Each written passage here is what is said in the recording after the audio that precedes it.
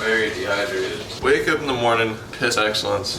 First thing I'm gonna do though before I get anything going, I've been taking these iron supplements fairly recently. I was listening to a podcast. Someone was talking about how they took an iron supplement. Actually, just like a week and a half ago, I randomly was like, let me start taking some iron. And I have cut my caffeine down probably by a third.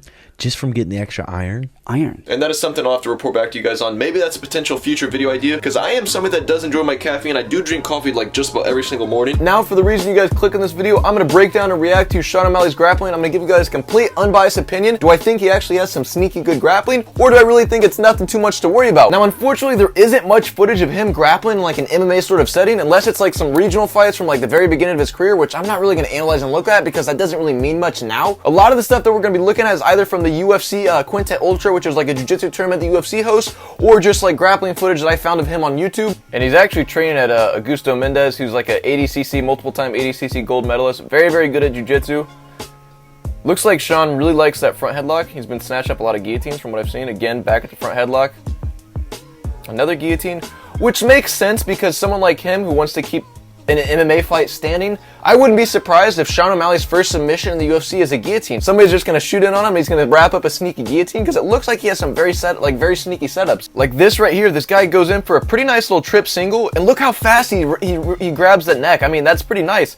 And then he even hooks, because this is like a side control, he is kind of choking him from side control, which is pretty easy to get out if you're the person on top. Sean does a good job of actually hooking that bottom leg, which is pretty interesting because it keeps you on and it makes it tight. If that's a tight guillotine, that little split second that he holds you in could just separate the air that much that makes you want to tap. But it looks like he has a very good guillotine. It looks like he has a lot of different setups from that front headlock when people shoot in on him, which is very interesting for MMA.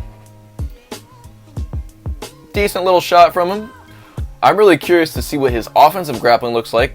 Looks like he has some pretty decent wrestling, but again, I'm not sure if we're going to see Sean shoot in on people much in the UFC. I have a feeling, honestly, that Sean probably plays a lot of guard stuff, just given his body type, and given the fact that he's probably used to being the guy getting taken down, so he's probably going to develop a little bit of a guard. Again, going for another guillotine. Another one of these side control guillotines. Looks like he might be able to get out of this one though. And now this next footage, he's facing off against Takanori Gomi, who's actually a black belt in jiu-jitsu, an MMA legend, and I believe right now Sean's actually a purple belt in this video. Right now in real life, he's actually a brown belt. And I'm very interested to see how this match starts off, if Sean's gonna be more of the offensive or defensive grappler here. Ooh. There's a first shot. Sean stuffs it pretty well, actually. Sean going for that collar tie again, trying to get inside, go for a little trip. That was nice. And it's interesting, too, because much like Sean's fight style, he does a lot of like feints and short movements to try to get you thinking. Another shot stuffed again by Sean O'Malley. I mean, it looks like he's got pretty decent takedown defense. Trying to snap down that head again. He's got the front headlock. Re-entry. Oh, Sean wraps up the neck again. There it is. That's tight. That looks tight.